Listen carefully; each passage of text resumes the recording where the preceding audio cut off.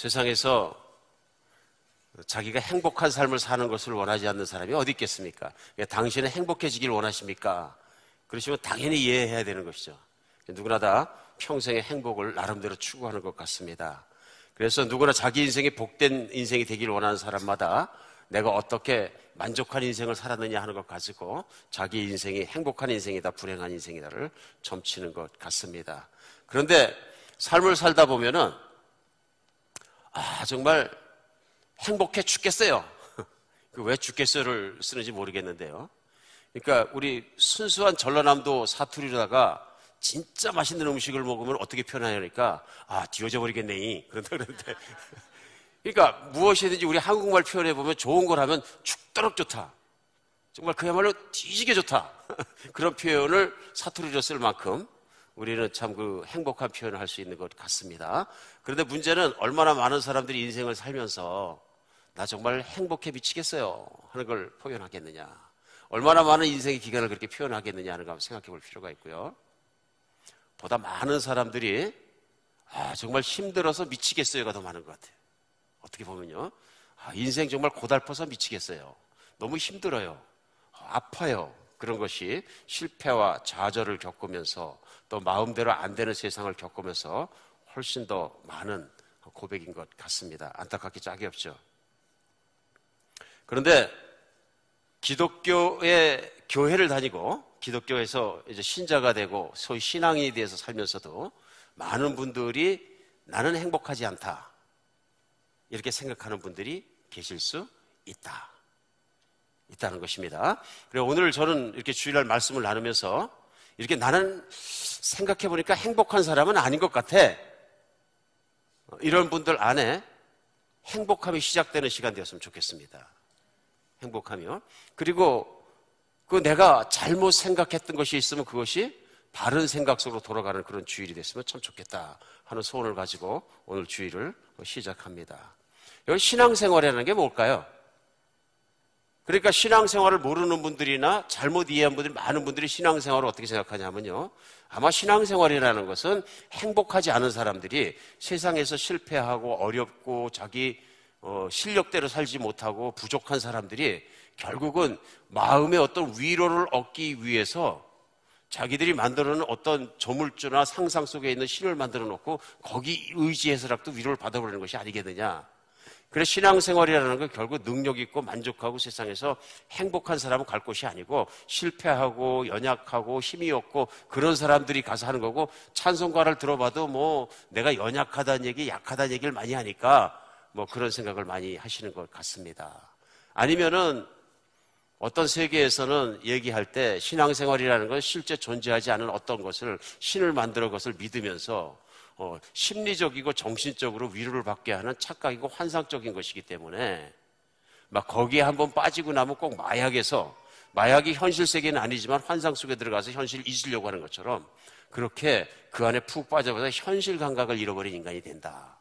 그래서 공산주의자들은 신앙을, 특별히 기독교 신앙을 가리켜서 아편이다, 마약이다 이렇게까지 얘기했던 것 같습니다. 수많은 사람들이 이런 얘기들에 그런가 하고 그렇게 생각하는 경우가 없지 않아 많이 있는 것 같습니다. 그리고 오늘 말씀은 이렇게 생각하시는 분에게나 또 실제 신앙생활이 무엇인가를 구체적으로 아는 분에게나 공통적으로 서로가 깨달음이 있는 시간 되었으면 좋겠습니다. 왜냐하면 교회에서 선포되는 설교의 시간, 하나님의 말씀을 듣는 시간을 제외하고는 정확하게 신앙생활이 무엇이냐 하는 것을 들을 기회가 세상은 없기 때문에 그렇습니다.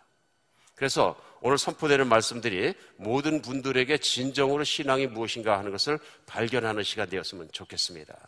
신앙은 무엇이냐면요, 참 진리를 발견하는 일입니다. 참 진리. 세상에 태어나서 사람들이, 역사적으로 모든 사람들이 믿을 수 있는 참 진리를 발견하기 위해서 노력해온 건 사실입니다. 그것이 어떤 영역이든 간에요. 철학적인 어떤 생각의 고찰을 통해서라든가 학문을 통해서라든가 아니면 종교의 수행을 통해서라든가 모든 사람들이 참 진리가 무엇이겠느냐를 찾아왔다 하는 것입니다. 그런데 우리가 생각하는 것처럼 참 진리라는 것은 참으로 진실되고 변하지 않고 완전하고 영원한 것이어야 합니다. 그렇죠? 그래야 참 진리가 되고 우리 자신이 그 참 진리를 믿을 수 있는 것입니다. 우리가 온전히 자신을 다 맡겨서 생명까지도 내놓고 믿을 수 있는 이런 참 진리가 무엇이겠느냐 하는 것이 인간이 찾아왔던 참 진리를 찾는 과정이다 하는 것입니다. 신앙생활은 그래서 그냥 아무거나 믿는 것이 아니라 이러한 참 진리를 찾아가는 과정에서 그 참 진리를 발견하고 나 자신을 그 참 진리에 의지하는 것입니다. 왜냐하면 나는 참 진리가 아니거든요. 왜냐하면 인간은 누구나 영원한 존재가 없고 나 자신도 언젠가 죽고 내 마음도 불변한 게 아니라 내 마음도 계속 변하고, 그러니까 자신을 믿지 못할 존재라는 건 어느 인간이나 압니다. 그러니까 인간은 내가 믿을 수 있는 참 진리의 존재를 찾아서 계속 방황한 인류의 역사의 기간을 가지고 있다고 저는 믿습니다. 이걸 또 부인할 수 있는 길은 없는 것이 현실적인 길이기 때문에. 수많은 사람들이 참 진리를 찾기 위해서 노력하면서도 실패했다. 그런데 우리 기독교에서 말씀하시는 참 진리는 뭐냐면요, 이 땅에 오신 예수님이 참 진리다 하는 것입니다. 실제로 성경이 그것을 증명하고 예수님 자신이 선포하고 말씀하실 때 요한복음 14장 6절에 보면 내가 곧 길이요 진리요 생명이라. 내가 곧 길이요 진리요 생명이다 이렇게 말씀하셨습니다. 그러니까 예수님께서 내가 곧 참 진리라고 말씀하셨을 때 사람은 그 말씀 앞에서 선택의 기로에 서게 됩니다. 이 예수님을 내가 참 진리라고 믿을 거냐 아니면 아니다 하고 믿지 않을 것이냐 기로에 서게 된다 하는 얘기입니다. 신앙생활한 신앙인이라는 건 뭐냐면은 예수님이 참 진리라는 걸 믿습니다 하고 받아들인 겁니다. 반대로 믿음이 없다는 얘기는 뭐냐면은 예수님이 참 진리다 내가 하는 말을 받아들이지 않고 나에겐 진리가 따로 있습니다 하는 얘기입니다. 오늘 주일날 나오는 건 뭐냐면요, 성경의 말씀을 통해서 교회에서 선포되는 내용은 예수님이 참 진리이신 이유와 많은 증거들을 제시할 것입니다. 그리고 성경 말씀을 통해서 그것이 참인 것에 대해서 우리는 선포할 것입니다. 그런 말씀을 듣고 듣는 사람들이 결정할 문제입니다. 그런데 예수님이 참 진리이시라는 걸 믿을 수 있는 증거들이 믿지 않는 것보다 훨씬 많고 훨씬 믿는 것이 믿지 않는 것보다 훨씬 쉽습니다. 쉽게 생각하면 성경에 기록되어 있는 예수님이 참 진리다 하는 그분의 것을 반증하고 증명하는 것들이 뭐냐 하면요, 예수님께서 말씀하실 때 내가 행한 것을 보고 나를 믿어라 그러셨어요. 그러니까 2000년 전에 예수님이 이 땅에 실제로 사람으로 오셔서 여러분과 저같이 똑같은 사람이지만 그 안에 진리가 있으시고 하나님의 능력이 있으셔서 문둥병자를 고치시고 말씀으로 사람을 일으키시고 눈먼 자를 고치시고 귀머거리를 고치시고 뿐만 아니라 죽은 사람을 무덤에서 일으키시고 물 위를 걸어 다니시고 물로 포도주를 변하게 하시고 정말로 적은 음식을 가지고 수천 명 수만 명을 먹이시고 자연의 명령에서 자연을 변화시키시고 폭풍에 명령하시고 그 모든 것을 사람들 앞에 보이셨다. 근데 그것을 세상의 한 구덩이에서 그러신 게 아니라 이스라엘에 있던 모든 사람들이, 많은 사람들이 보는 앞에서 다 행하셨다. 그리고 사람들이 깨닫지 못하던 참 진리를 말씀해 주셨다. 그러니까 예수님의 가르침과 예수님의 행하신 것이 일치된다는 얘기입니다. 뿐만 아니라 예수님의 욕심을 위해서 그렇게 하지 않았다는 것이 그 인생을 통해서 분명히 드러나는 건 뭐냐면요, 모든 세상에 있는 사람들은 죄를 졌기 때문에 영원한 삶을 살 수 없으므로 그 죄의 문제를 해결하기 위해 스스로 그 죄를 걸머지시고 십자가에 죽으셨다는 거예요. 그 순결함, 거룩함, 만약에 예수님이 사람들의 무릎 꿇게 하고 그 위에 군림하시기 위해서 모든 영광과 능력을 보여주셨다면 이거는 그 안에 뭐가 있냐면 그리디한 게 있는 거죠. 그런데 예수님은 사람들의 그 모든 시선과 인기와 추앙과 모든 걸 받을 거를 여기지 아니하시고 그 사람들을 위해서 십자가에 죽으셨다는 것은 그분의 깨끗한 순수함을 증명하는 것이다. 거기서 끝나지 않고요, 수많은 사람들이 성경에 기록되고 역사에 기록된 대로 예수님은 죽으신 그 예수님을 하나님이 3일 만에 부활하셨다는 거죠.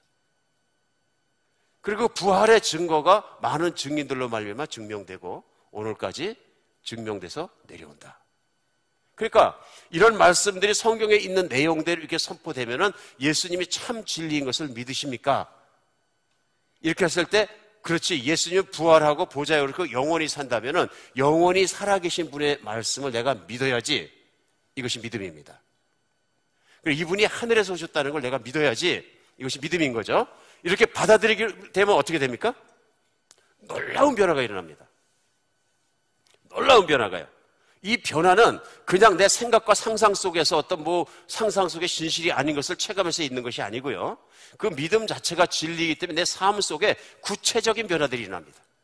무슨 얘기냐면 불행하다고 생각했던 사람이 행복해지고요.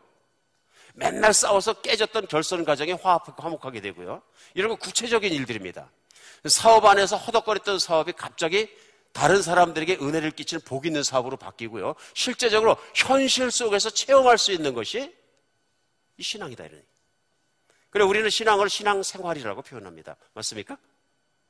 그러니까 우리 신앙이라는 건 구체적으로 느낄 수 있는 거고 변화되는 것이고 그런 것을 누릴 수 있는 것이다. 그런 얘기입니다. 우리 그래서 금년도 초 들어와서부터 지금까지 하나님 말씀 앞에서 우리가 배우는 건 뭐냐면요. 천국을 누리는 삶입니다. 신앙생활은 내가 죽어서 천국을 들어가는 그것이 아니고 내가 예수님을 참 진리이심을 받아들이고 예수님을 나의 주님으로 받아들이는 순간부터 시작해서 누리는 것입니다. 하나님의 다스리심을 하나님의 천국을 매일매일 누리는 것이죠. 그런데 문제가 뭐냐 하면은 신앙이 있다고 신앙의 고백이 있고 심지어는 교회 직분이 있고 경륜이 있고 신앙생활이 10년, 20년 지나갔음에도 불구하고 나는 정말 평생이 행복해요. 나는 평생이 만족해요. 하는 고백보다는 아이고 교회는 다니지만 힘들어 죽겠어. 사업도 힘들지 교회까지 속을 새기고 교회에서도 힘들어 죽겠어. 의외로 이런 분들이 많다. 그렇죠? 저는 오늘 한 명의 설교자로서 말씀 앞에서 하나님 앞에서 솔직한 얘기를 하고 있는 것입니다. 생각보다 많다. 그렇기 때문에 우리는 오늘 깨달아야 되는 게 뭐냐면요. 왜 예수님은 참 진리이시고 평강을 주시고 완벽한 만족을 주시고 행복을 주신다 그랬는데 우리의 삶 속에서는 이런 흔들림들이 많고 내 만족을 못하는 것이냐 하는 것을 생각해 볼 필요가 있다. 그렇죠? 그래서 지난주부터 우리 나눈 말씀 속에서는 시험 없는 인생은 없다. 왜 그러냐면 이게 뭐냐면 유혹이 있고 시험이 있기 때문에 그런 것입니다.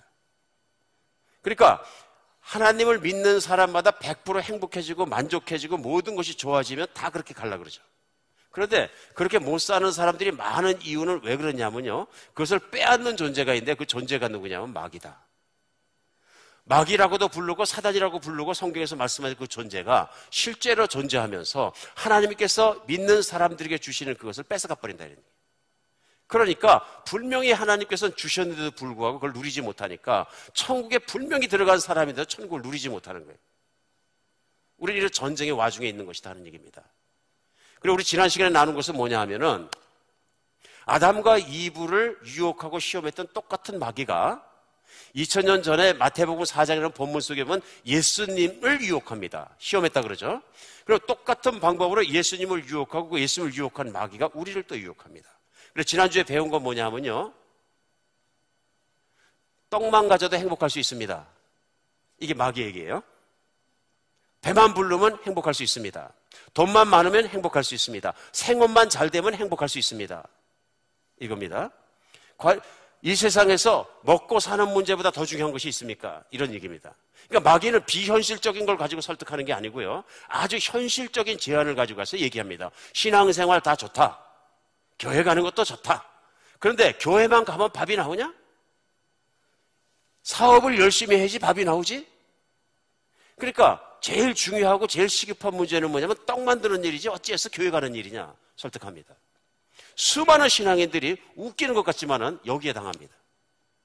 자기도 모르는 사이에 살다 보니까 신앙의 삶의 본질보다 내가 왜 복받은 사람에서 존재적인 복보다는요, 내가 하고 있는 생업이나 일이나, 그러니까 소위 마태복음 24장에 말씀하시는 내가 먹고 마시고 시집가고 장가가는 일상이 하나님보다 더 급하고 더 중요하고 더 커진 위치에 올라가 버린다. 이렇게 되면은 하나님이 주신 복은 받을 길이 없다. 그 얘기입니다.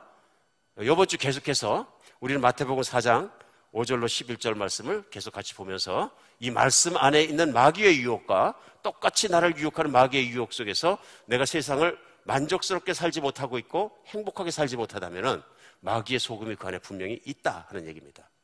그래서 오늘 5절에 보면 어떻게 마귀는 거기에서 중단해서 계속 예수님을 유혹하느냐 하면요, 이에 마귀가 예수를 거룩한 성에 데려다가 성전 꼭대기에 세우고 이르되 내가 만일 하나님의 아들이여든 뛰어내려라. 기록하였을 때 그가 너를 위하여 그 사자들을 명하시리라. 그들의 손으로 너를 받들어 발이 돌에 부딪히지 않게 하리로다 하셨느니라. 마귀의 두 번째 유혹이 뭡니까?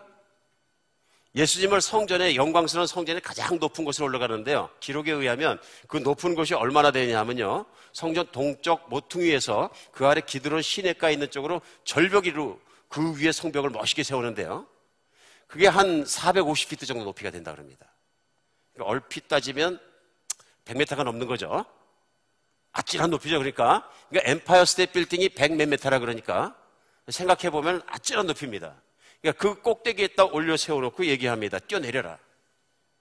그러면 말씀에 기록된 대로 하나님의 사자가 와서 예수님 보고 너를 탁 받을 것이다.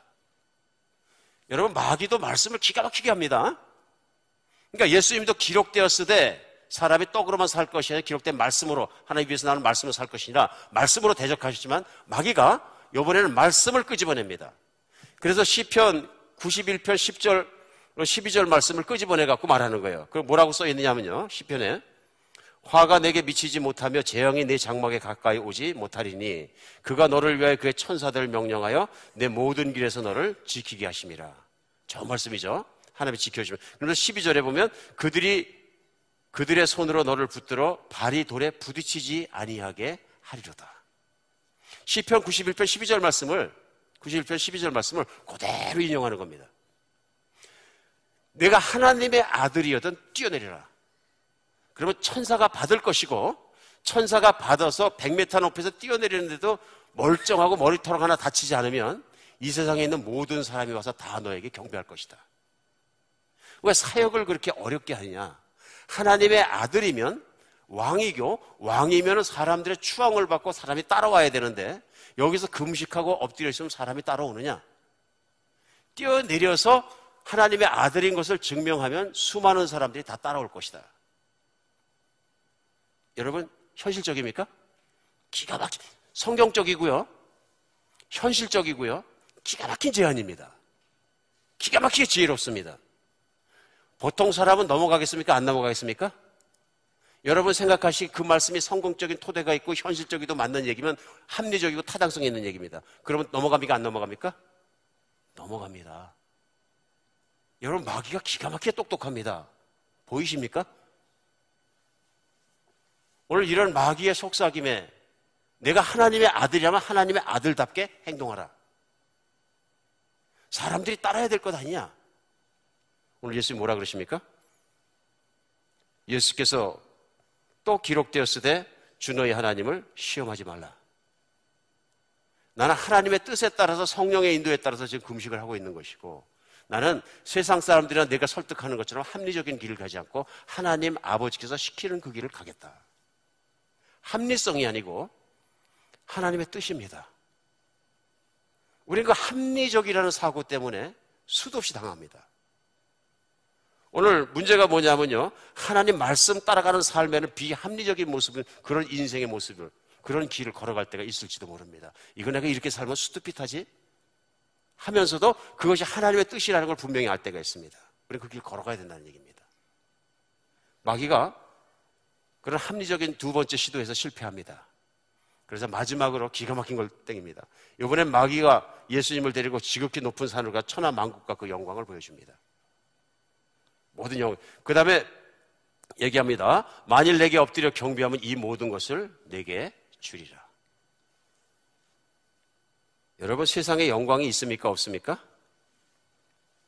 세상에 영광이 굉장히 있던데요. 정말입니다. 지난 주간에는 화요일 오전에 갑자기 저희 조카가 동맥이 파열되는 그런 일이 있어서 그 전주에 급한 수술을 받아 겨우 살아났는데, 그래서 기도를 열심히 하면서 마음을 푹 놨는데 한 일주일 만에 다시 다른 부분에 동맥이 터져가지고 이제 피도 다 잃고 죽게 생겼다 그래가지고 너무 급해서 제가 캐나다 토론토까지 비행기를 그냥 급하게 잡아서 한 3일 동안 올라간 적이 있습니다. 여러분들 기도해 주시고 그래서 이제 다행히 정말 하나님의 은혜로 살아나서 지금 회복 중에 있습니다. 가 있는 동안에 저희 친척의 그 다운타운에 있는 컨도미니엄에 제가 이제 잘 데가 없으니까 자게 됐는데요. 이분이 최근에 사신 컨도미니엄인데 뭐 35층 컨도미니엄에 막 진 걸 새로 입주하신 걸 제가 어떻게 잠을 자게 됐는데 저도 그렇게 멋진 곳에서는 처음 잡았어요.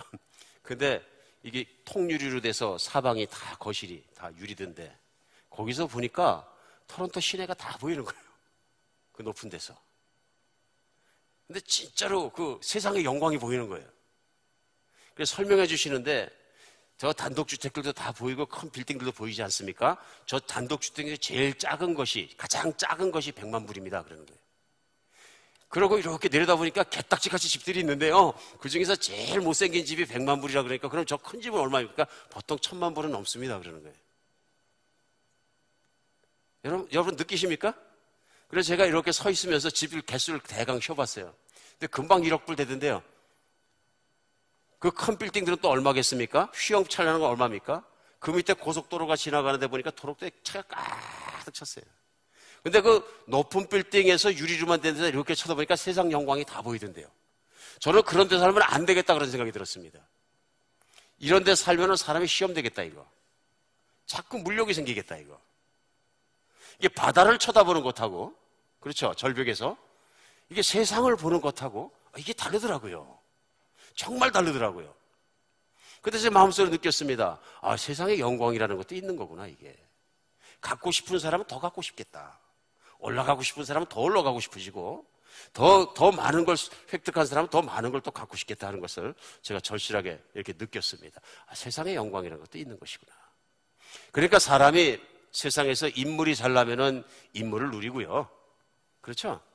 사람이 돈이 많으면 돈을 누리고 또 인기가 많으면 인기를 누리고 정치인에서 권력이 많으면 권력을 휘두르고 싶고 그런 것 같습니다.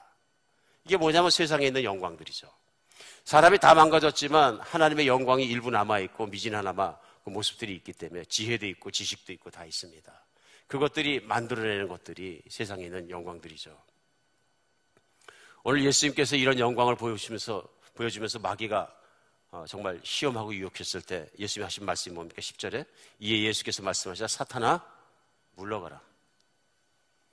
기록되었을 때 주 너의 하나님을 경배하고 다만 그를 섬기라 하였느니라. 이런 영광이 아니고 잠시 있다 없어질 이런 영광이 아니고 영원히 계시고 오직 영광을 스스로 보이시는 하나님만 섬기라 하였느니라. 마귀야 나를 하나님으로부터 실족하게 하지 마라. 물러가라. 천국을 누리는 것은 신앙생활을 하는 것은 하나님의 영광을 누리는 것입니다. 세상에 영광이 있습니다. 돈의 영광이 있고요. 권력의 영광이 있고요. 쾌락의 영광이 있고요. 인기의 영광이 있고요. 나름의 영광이 없는 게 아니라 있습니다. 무섭게도 우리를 설득합니다. 그러나 하나님의 영광이 더 크다는 것을 발견하는 거예요. 하나님의 능력이 더 크다는 것과 하나님의 보시는 시간이 훨씬 영속적으로 영원하고 길다는 것을 알게 되는 것이죠. 그리고 그 하나님 안에서 우리는 정말로 풍성하게 누릴 수 있다는 것을 믿음으로 알게 되고 그런 하나님을 누리는 것이죠. 그런데 세상이 더 설득력 있는 것 같습니까? 아니면 하나님의 영광이 더 설득력 있는 것 같습니까? 물론 이 질문이 우문인 것이 사람에 달렸습니다. 그런데 우리가 많은 경우에는 아니요, 눈에 보이는 것이 더 설득력 있는 것 같습니다. 왜 그렇습니까? 그렇기 때문에 내가 하나님의 자녀가 되고 나서도 하나님의 영광을 누리지 못하는 것입니다. 천국을 누리지 못하는 것입니다. 오늘 인간이 타락한 이후에 인간 안에 인간이 가지고 있는 가장 큰 약점이 뭔지 아십니까? 인간마다 핸디캡이에요, 사실은. 제가 볼 때는. 가장 큰 약점이 뭐냐면요, 유혹에 약하다는 거예요. 그렇죠? 누구나 다 유혹에 왜 그렇습니까? 인간 안에 욕심이 있어서 그렇습니다. 성경은 인간 안에 내재되어 있는 욕심이 있기 때문에 유혹에 가장 약한 존재가 인간이라 그러는 거예요. 욕심이 없는 인간이 있을까요? 전 그렇게 생각 안 합니다. 사람에게 누구나 다 욕심이 있습니다. 사람이 보통 가지고 있는 욕심은 정욕이나 물건에 대한 물욕이나 명예욕이나 그런 것들을 통해서 불쑥불쑥 드러나기 시작합니다. 사람은 자기의 욕심이 채워질 때 만족감을 느낍니다. 마치 배가 고팠을 때 음식을 먹으면 만족감을 느끼는 것처럼 내 안에 있는 욕심이란 보따리가 다 있어가지고 그 보따리가 채워지면 행복감을 느끼고 만족감을 느낍니다. 누구나 다 그렇습니다. 나무랄 수 없는 겁니다, 사실은. 예를 들면 내가 집 한 채 없이 살다가 열심히 노력하고 적금 들어가지고 20평짜리 아파트가 하나 생겼다고 생각합시다. 20평짜리 아파트에 들어가서 입주하고 이사 끝낸 날 잠이 올까요? 예, 내가 10년, 20년 고생했던 걸 생각하니까 잠이 잘 안 올 정도로 좋습니다. 만족하는 거죠? 예, 만족. 그때 행복하냐고 물어보면 행복하다 그럽니다. 얼마까지? 그 앞에 있는 동 32평 아파트를 가서 방문하기 전까지. 친구가 놀러 오라 그래서 그 집 가서 보니까 이건 집이 비교가 안 되는 거예요. 그럼 나는 입은 걸로 만족해. 나는 내 아파트 20평으로 만족해. 그런데 자꾸 생각이 나는 거예요. 1년, 2년이 지나고 나니까 아파트가 초라해 보이는 거예요, 이제는. 그러더니 그 옆에 가보니까 또 복층 아파트가 있는 거예요, 이제는. 이게 문제가 됩니까, 안 됩니까? 이게 문제가 되는 거예요. 왜냐하면 욕심이 자꾸 커지는 거예요, 이게. 만약에 욕심이 커지지 않는 사람이 있다면 행복한 사람을 지킬 수 있습니다. 그런데 이 욕심이라는 게 문제가 뭐냐면요. 이 욕심이 자꾸 커지는 데 문제가 있어요. 절대로 가만히 있지는 않습니다. 그렇죠? 우리가 인생을 살면서 실제로 체험해보면 결코 욕심이 그 자리에 가만히 있지 않다는 걸 누구나 다 체험합니다. 체험하죠? 그래서 성경에서 뭐라 그러시냐면 전도서 1장 7절로 8절에 보면요. 모든 강물은 다 바다로 흐르되 바다를 채우지 못하며 강물은 어느 곳으로 흐르든지 그리하여 흐르느니라. 물이 바다를 향해 다 흘러가지만 결국 바다를 가득 채우지 못하는 것처럼 인간의 욕심도 차지 않는다는 거예요.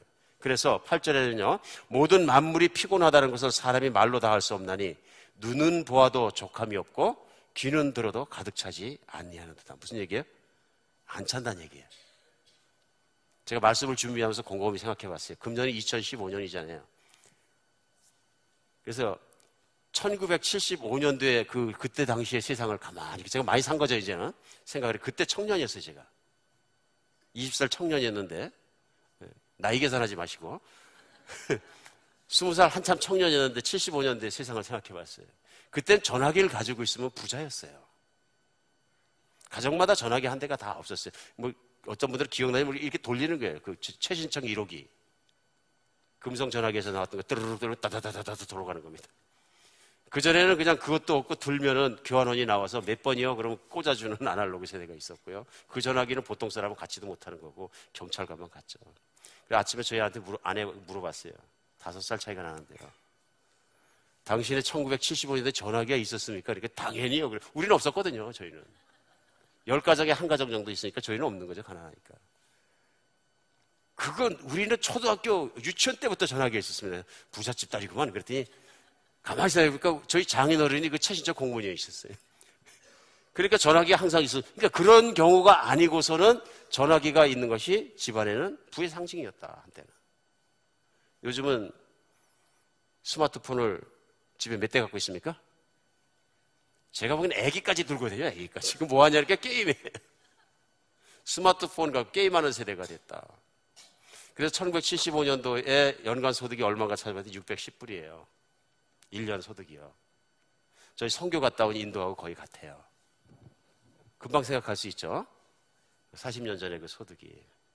근데 지금 한국 사람들 소득이 얼마냐면 3만 불 가까이 되거든요. 그럼 대관절 얼마나 올라간 거예요? 50배? 100배? 우리 미국 사는 사람들은 평균 소득이 5만 불이 넘는데요, 이제는. 4만 몇천 불에서.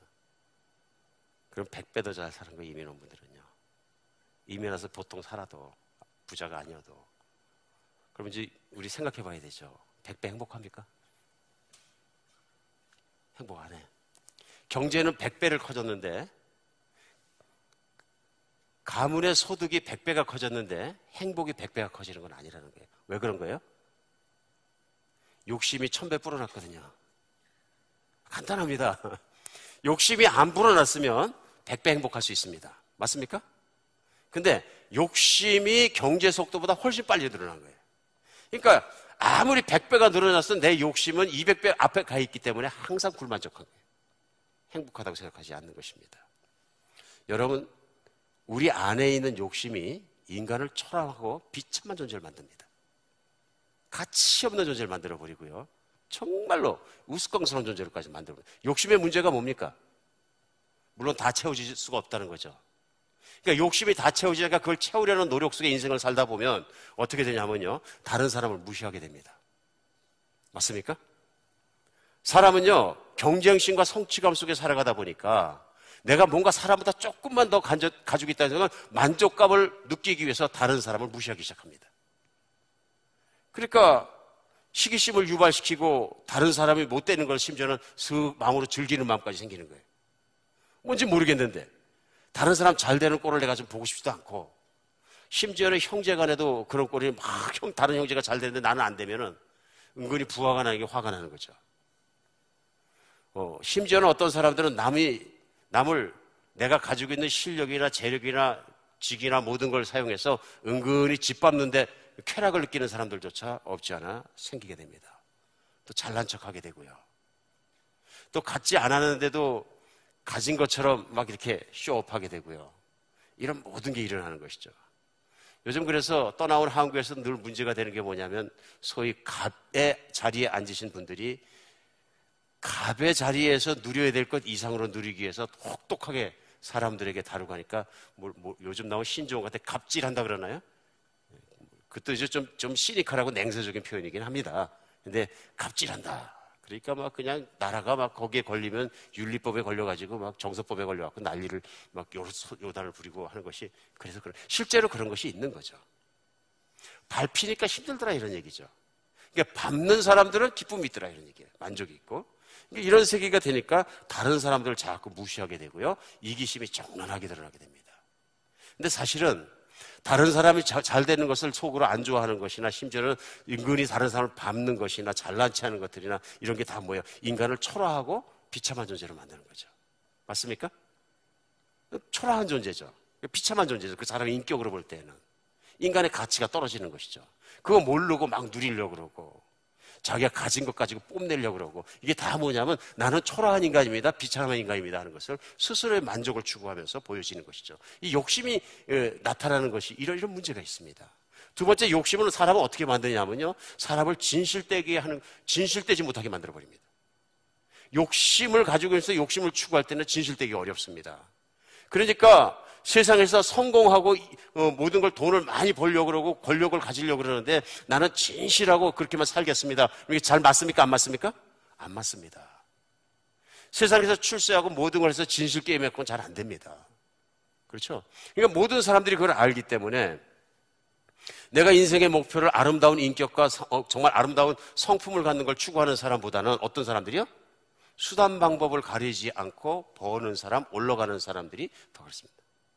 그러니까 세상에서 제일 쑥스러운 일이 뭐냐면요, 우리 같이 직장 생활하면서 그 동료들하고 얘기할 때는, 나는 뭐 누구한테 가서 이렇게 막 승진시켜달라고 잘 보이려고 그러고 난 그런 거 없어. 그렇게 시컷 얘기하고 나서 명절날 보고 나서 선물 싸고 직장 상사를 찾아가는데 보니까 다른 직장 동료들이 찾아오고요. 부딪히면 창피하잖아요. 창피해 안 창피해? 진실해지지 않는 거예요. 어떻게 애들을 실력으로 키우고 진실하게 키워야지 학교에 돈 싸들고 가. 그러면서 자기도 돈 싸들고 갔다 보니까 그렇게 얘기한 친구가 또 딱 돈 싸들고 와서 만나면 창피하잖아요. 뭐예요? 나의 말하는 것과 외면과 진실의 속심들이 막 드러나기 시작할 때 인간은 초라해집니다. 오늘날 떠나온 조국 한국에서도 소위 높은 자리에 올라가는 분 전부 다 그거 뭐 합니까? 이제 그분들의 과거나 그런 걸 검증하기 시작할 때 작은 것들이 자꾸 나오기 시작하고, 숨겨둔 여자도 나오고 숨겨둔 자식도 나오고 병역 기피하는 것도 나오고, 모든 것들이 나오는 게 뭡니까? 내가 과거에 잘못하고 진실하지 못하게 살아갔더니 하나하나 드러나기 시작합니다. 도덕과 윤리가 땅에 떨어집니다. 정말 그렇습니다. 대한민국에서 세계 선두를 다루는 것이 좋은 것도 있고요, 나쁜 것도 많습니다. 우선은 위스키 소비가 세계 1위고요. 얼마나 스트레스를 많이 받는 나라입니까? 그리고 요즘에는 성형이 1등이고요. 성매매가 1등이래. 그러니까 성형과 성매매 두 개가 붙어 있는 게 어저께 뉴스에 나온 거 보니까 서울 강남구를 중심으로 성형외과에서 성매매 없애하고 상부상조하는 일이래요. 저도 그게 무슨 얘기인가 했더니 뉴스에 보니까 그 내용이 뭐냐 하면 우리 자매님들 마음속에 이뻐지고 싶은 욕망을 일으키는데 돈이 없는 거예요. 그러니까 그걸 성형수술하도록 몇 천만 원을 꿔주고 그것을 갚기 위해서 성형외과에 일단 성형수술을 해주고 그 돈을 갚기 위해서 바로 옆에 있는 성매매업소의 자매들을 위탁시킨다 그런 얘기예요. 근데 이게 한둘이 아니고 수많다는 거예요. 수만 명이 그렇게 하고 이것이 문제가 돼서 사회 문제가 일어날 정도로 힘들다. 대한민국에 있는 성형시장이 연간 5조 원 규모인데 세계 성형시장의 4분의 1을 점령하고 있대요. 1등이래요. 그러니까 제가 한번 생각해 봅니다. 내가 떠나온 조국이지만 가슴이 아픕니다. 얼마나 우리가 빈 껍데기를 추구하고 있는지, 욕심을 채우려고 노력하고 있는지. 그러나 거기서 떨어지는 건 뭐냐면요, 사람의 인격입니다. 절대로 솔직해지지 않습니다. 솔직하면 세상이 망한다는 거 상식으로 통하게 됩니다. 분별력을 잃어버리고요, 망신당하는 지도층도 점점 많아지고요, 과장이 점점 많아지고요. 그러다 보니까 다 이쁘긴 이쁘고 좋긴 좋은데 다 완세트야. 누가 입으면 똑같이 입어야 되고 속상 카풀하고 똑같이 해야 되고 탤런트 같은 건 다 쫓아가야 되고. 그러니까 미국 사는 개성이 강한 분들이 한국 가면 다 거지같이 보일 거야. 맞습니까? 제일 먼저 왜 이렇게 살았니 그래? 왜 이렇게 망가졌니? 자기들의 기준을 보시는 거거든요. 진실해지기 어렵습니다. 욕심의 문제가 계속 있으면요, 비평과 불평이 계속 나옵니다. 비난, 비평, 불평, 부정적인 것들이 계속 보입니다. 그러니까 불평을 입에 달고 사는 사람들이나 다른 사람을 비판하는 사람들이나 다른 사람들에 대해서 그들의 행동까지도 불평할 때는 뭐가 있냐면요, 내 안에는 욕심이 있습니다. 자고한 게 있는 겁니다. 이것이 다는 아니더라도 욕심이 인간을 얼마나 비참하고 무가치하게 만드느냐 하는 것 얼마든지 오늘 하루 종일 드러낼 수 있습니다. 그만큼 심각합니다. 우리 인격을 망가뜨리고 성품을 망가뜨리는 것처럼 욕심이 우리 인생을 망가뜨리고 있는 거죠. 그 욕심이 내 안에 있는 거예요. 그래서 야고보서 1장에 보면 성경에서도 분명히 말씀하시는 게 뭐냐면 그거예요. 야고보서 1장 13절 15절입니다. 사람이 시험을 받을 때에 내가 하나님께 시험을 받는다 하지 말지니 하나님은 악에게 시험을 받지도 아니하시고 친히 아무도 시험하지 아니하시느니라. 이게 무슨 말씀이냐면요, 여기서 시험은 템테이션, 유혹을 얘기합니다. 누군가를 유혹해서 죄에 빠지게 하는 것이 시험입니다. 여기서는요. 그러니까 시험이란 똑같은 단어가 테스트나 이런 단어로 쓰일 수도 있는데요, 테스트하고는 다르게 여기서 템테이션이라는 얘기입니다. 템팅하는 겁니다. 유혹하는 겁니다. 오늘 마귀가 마태복음 4장 본문에 보면 예수님께 와서 하는 일이 뭐냐면요, 현실적이고 합리적인 주장들을 들어서 성경적인 베이스를 가지고 예수님으로 하여금 죄를 짓도록 유혹하는 것입니다. 이게 마귀 하는 일입니다. 하나님은 인간이 죄를 짓도록 절대로 유혹하지 않으시고요, 뿐만 아니라 하나님은 죄의 유혹에도 굴복하지 않으시니라. 이게 마태복음 4장에 예수님께서 보여주신 거예요. 하나님은 죄에게 지지 않으시느니라 이겁니다. 인간은 죄에게 졌습니다. 지고 있습니다. 언제부터요? 아담과 이브 때부터 이 유혹에 넘어진 거예요. 그리고 인간 안에는 육신을 갖고 태어난 모든 인간은 다 마음속에 뭐가 있냐면요, 잠재적 욕심을 다 갖고 있는 거예요. 그러니까 마귀가 와서 하는 일은 뭐냐면 새로운 걸 만드는 게 아니라 그 잠재져 있는 욕심을 부추겨 올리는 거예요. 한번 세상을 봐라. 네 친구 출세했지? 어떻게 출세했나 한번 봐봐. 봐봐, 네 친구 어떻게 사는가? 너는 뭐야? 막 이렇게 되면요, 마음속에 있는 걸 막 욕심을 부추겨내는 것입니다. 결국 비참한 길을 끌고 갑니다. 그리고 야고보서 1장 14절은요, 오직 각 사람이 시험 받는 것은 자기 욕심에 끌려 미혹돼요. 무엇이에요? 자기 욕심. 누구의 욕심? 내 안에 있는 죄의 본질인 욕심에 끌려서 미혹되었다는 얘기는 뭐냐면 마귀가 끌려가는 대로 코뚜레가 끌려서 끌려갔다는 얘기입니다. 마치 물고기가 그 미끼를 먹으려고 했다가 바늘에 꼬여갖고 끌려가는 것처럼 마귀가 놓은 그런 것들에 미혹되어서 자기 욕심을 덜썩 물었다가 질질 끌려가고 있다, 이런 얘기입니다. 14절 오직 15절 욕심이 잉태한 즉 죄를 낳고 죄가 장성한 즉 사망을 낳느니라. 시작이 어디예요? 죄의 뿌리, 죄의 시작은 욕심입니다. 이 욕심을 제어하지 못하고 욕심이 내 마음에 있는 욕망이 가는 대로 따라가다 보니까 그 길에 마귀에게 훅이 돼서 속으니까 죄를 낳고 그 죄가 점점 커지면서 죽음에 이르기까지, 사망에 이르기까지 큰 죄를 짓게 되더라, 이런 얘기입니다. 쉽습니다. 인생을 어떻게 하면 행복하게 살 수 있을까요? 인간이 행복해지는 유일한 길은 욕심을 채우는 데 있지 않고 욕심을 버리는 데 있습니다. 쉽습니까? 이건 영적 진리입니다. 너무 쉽습니다. 욕심을 채우면 행복해지는 게 아니라 욕심을 버리고 행복해지는 것을 배워야 합니다. 오늘요, 이 땅에 살아가면서 가난해도, 세상적으로 실패해도, 건강을 잃어버려도 상관없이 행복하게 사는 법을 배워야 합니다. 그렇죠? 전천후 행복한 것을 배워야 합니다. 어떻게 하면 그 지긋지긋한 욕심으로부터 그렇게 자유롭게 될 수 있을까요? 어떻게 하면 마귀가 미혹한 물고기를 정말로 그 낚싯바늘로 꼬는 것처럼 훅으로 붙잡아서 평생을 종로로 타면서 욕심을 채워서 허덕허덕 살아가고 목마른 인생을 살아가고 그로부터 자유로울 수 있을까요? 어떻게 하면 마귀가 끊임없이 나한테 와서 유혹을 할 때도 나는 그 유혹에 당하지 않을 수 있을까요? 성경은 뭐라 그러십니까? 성경은 거듭나야 한다고 말씀하십니다. 거듭나야 한다. 거듭난다는 게 무슨 얘기입니까? 우리 인간의 내재적으로 가지고 있는 욕심이라는 본질적인 문제. 모든 인간은 다 욕심을 가지고 있어요. 욕심이 없는 인간은 없다, 그런 얘기입니다. 아기들 갖고 시험해 보세요. 그럼 금방 드러납니다. 아기가 딱 쥐면 좋아하는 거 있으면 절대로 안 넣었어요. 그거 뺏으면 난리를 뒤로 넘어져 버립니다. 엄마도 하나 먹어, 이런 거 없어요. 이건 훈련을 통해서 나오는 것입니다. 훈련을 안 하면 인간은 자기밖에 모릅니다. 욕심이에요. 그러니까 그 욕심이 안 채워지면 뒤로 넘어지고 울고 심지어는 굴르고 경기하고 난리치는 겁니다. 그렇죠? 내재적인 문제, 죄의 본질을 가지고 있다는 얘기는 뭐냐면 내가 욕심의 본성을 가지고 태어났다는 얘기예요. 그러니까 평생을 욕심을 채우려고 난리를 치는 거죠. 그러니까 그 문제를 해결할 길은 하나밖에 없습니다. 욕심을 갖고 태어난 본질이 죽으면 되는 것입니다. 그러니까 니고데모라는 율법학자가 예수님 찾아왔을 때 어떻게 하면 천국에 갑니까? 어떻게 하면 천국을 누리는 삶을 살 수 있습니까? 율법 교사로서 또 성경의 교사로서 물어봤을 때 예수님 말씀하셨습니다. 내가 거듭나야 하리라. 내가 물과 성령으로 거듭나야 하리라.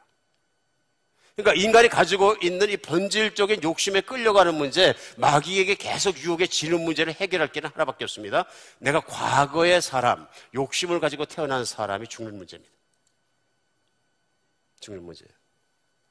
우리가 분명히 아는 것이 뭐냐면요, 바로 예수님께서 그 일을 하셨다는 것입니다. 예수님께서. 그리고 로마서 5장 17절로 18절의 말씀에 한 사람이 범죄로 말미암아 사망이 그 한 사람을 통하여 왕노릇하였은즉 더욱 은혜와 의의 선물을 넘치게 받은 자들은 한 분 예수 그리스도를 통하여 생명 안에서 왕노릇하리로다. 이게 무슨 말이에요? 한 사람 아담 첫사람이 마귀의 유혹에 져서 오늘 예수님을 유혹하는 것과 똑같이 유혹하는 것이죠. 그 선악과를 보면서 그걸 먹으면 너도 하나님같이 돼. 너의 모든 걸 채울 수 있어. 그러고 보니까 보암직도 하고 먹음직도 하고 탐스럽게 생겼는지라 그걸 덥석 먹었다. 욕심이죠. 그렇죠? 마음속에 욕심이 들어가게 하고 그 욕심대로 죄를 짓게 하니까 하나님과 결별된 거죠. 이제 그런 욕심이 들어가 있는 상태에서 태어난 사람, 한 사람 아담으로 말미암아 인류 모든 사람은 다 욕심을 가지고 있고 문제를 가지고 태어났는데요. 이제 두 번째 사람 예수 그리스도가 온전한 사람으로 오늘 마태복음 4장에 그런 유혹 속에서도 유혹을 이기시고 하나님의 뜻만 똑바로 살아가면서 하나님의 영광을 받고 결국은 십자가에 죽으시고 3일 만에 부활하셨으므로, 그렇죠? 그 부활이 곧 무엇이냐면 하나님의 영광입니다. 세상의 모든 영광으로는 한 생명도 죽은 자를 영원히 살게 만들 수 없습니다. 하나님의 영광은 죽은 육신이라도 살려내시는 능력과 힘입니다. 돈을 얼마나 벌면 내가 영원히 살 수 있습니까? 불가능합니다. 내가 얼마나 높은 위치에 들어가면 내가 영원히 불가능합니다. 못 사니까 피라미드도 있고 목에 다 있는 거죠. 인간의 능력과 재물과 권력 가지고는 안 된다는 것을 인류의 역사는 증명하고 있는 것이죠. 그러나 하나님의 한방, 십자가에 죽으신 예수 그리스도를 3일 만에 부활시키는 하나님의 능력만이 영광인 거죠. 바로 그 예수님께서 자기의 생명을 들여 십자가에 우리를 위해 죽으심으로 우리의 과거의 옛사람과 욕심을 가지고 있는 본질이 해결될 길을 열어주신 것이죠. 그리고 예수님을 나의 주님으로 믿는 사람마다 제일 먼저 하는 고백은 뭐냐면요, 내가 예수 그리스도와 함께 십자가에 못 가 죽었답니다. 그 얘기는 내가 지금 하고 있는 육신이 죽었다는 얘기가 아니라 과거의 본질과 과거의 내면 안에 있는 나의 타락한 본질의 옛사람이 죽었다, 이런 얘기입니다. 그러니까 내가 죽었기 때문에, 내가 예수님 안에 죽었기 때문에 이제부터 내가 주인이 아니라 예수님이 주인입니다 하는 것이 신앙입니다. 예수님이 마귀를 이기셨기 때문에, 욕심을 이기셨기 때문에 그 예수님 안에 들어갔기만 하면은 예수님이 나를 통해서 이겨주시는 겁니다. 더 쉽게 얘기하겠습니다.